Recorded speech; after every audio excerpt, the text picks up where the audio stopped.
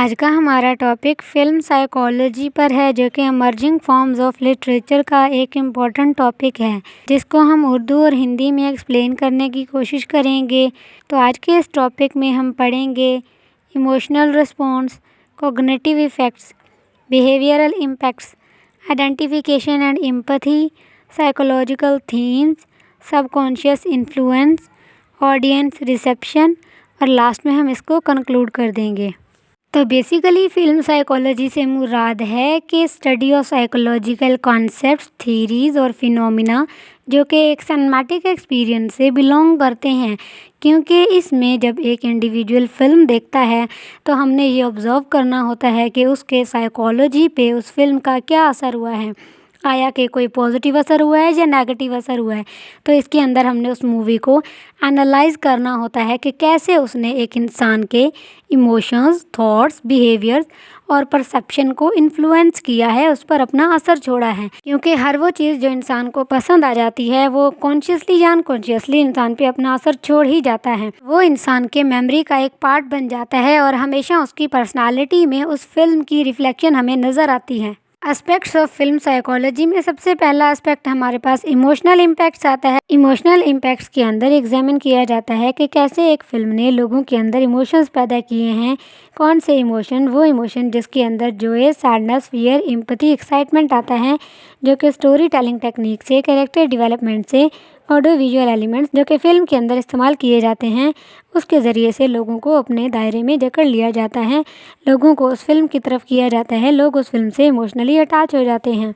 जैसे कि आजकल एक मूवी काफ़ी ट्रेंडिंग में चल रही है जिसका नाम है एनिमल मूवी, जिसके अंदर एक इंसान को दिखाया जाता है जो काफ़ी वहशी टाइप होता है। लोग उससे बहुत ज़्यादा इन्फ्लुएंस हुए हैं, वो ट्रेंडिंग पर आ गया है, यूट्यूब पर भी, सोशल मीडिया ऐप्स पर भी। तो इमर्जिंग फॉर्म ऑफ लिटरेचर के अंदर हम यही पढ़ते हैं कि आज का जो हमारा डिजिटल लिटरेचर है उसके अंदर जब सिनेमा में एक मूवी हिट जाती है, टॉप ट्रेंडिंग पे जाती है, फिर वो लोगों के परसेप्शन, आइडियोलॉजीज़, बिलीव्स पर कैसे असर करती है, उनके बिहेवियर पर कैसे असर करती है, उनके रिलीजन पर कैसे असर करती है, ये फिल्म साइकोलॉजी पर बहुत ही ज़्यादा गहरा असर छोड़ कर जाता है। क्योंकि हर इंसान के सोचने का ज़ाविया एक दूसरे से मुख्तलिफ होता है, वो चीज़ों को मुख्तलिफ तरीक़ों से अडॉप्ट करते हैं, वो चीज़ें उन पर मुख्तलिफ तरीक़ों से अपना असर छोड़ती हैं। यही हम फिल्म साइकोलॉजी के एस्पेक्ट इमोशनल इम्पैक्ट में पढ़ते हैं। नंबर 2 पर हमारे पास कॉग्निटिव इफ़ेक्ट्स आते हैं, जिसके अंदर हमने इस चीज़ को इन्वेस्टिगेट करना होता है, एनालाइज करना होता है कि कैसे एक मूवी इंसान पर अपना असर छोड़ कर जाता है, उसके परसेप्शन पर, उसके अटेंशन, उसके मेमोरी, उसके रीजनिंग पावर पर, और किस तरह से उसकी ज़िंदगी उस चीज़ से असरअंदाज होती है।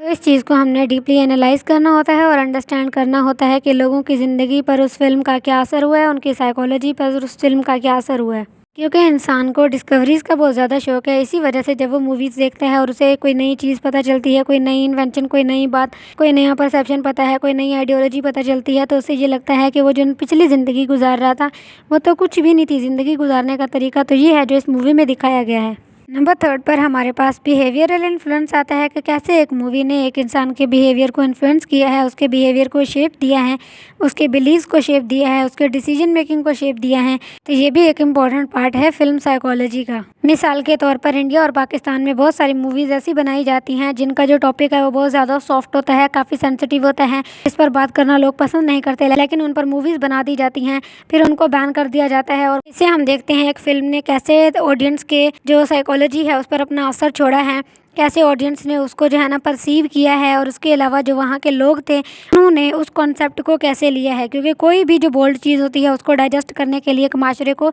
एक फ़र्द को टाइम चाहिए होता है।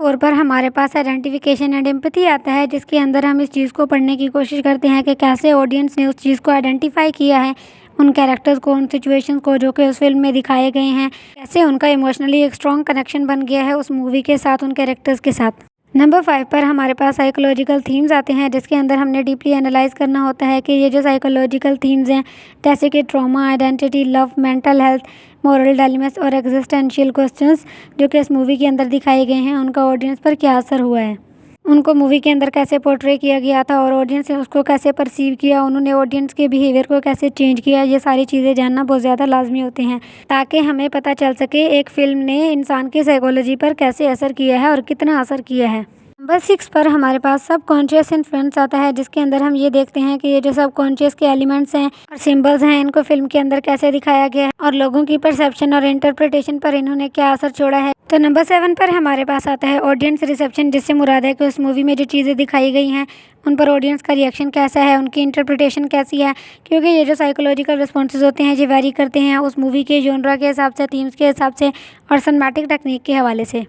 तो आज के हमारे टॉपिक को हम ऐसे कंक्लूड कर सकते हैं कि जो फिल्म है वो इंसान के साइकोलॉजी पर बहुत गहरा असर छोड़कर जाती है। कौन सी वो मूवीज़ होती हैं जो इंसान पर गहरा असर छोड़ती हैं? वो मूवीज़ जिनकी सिनेमैटिक स्टोरी टेलिंग, विजुअल और ऑडिटरी एलिमेंट्स बेहतरीन अंदाज से ऑडियंस के सामने पेश किए जाते हैं, जिससे वो अपना एक साइकोलॉजिकल इम्पैक्ट छोड़ते हैं ऑडियंस के emotions, behaviour, attitude, religion, beliefs, perception के ऊपर।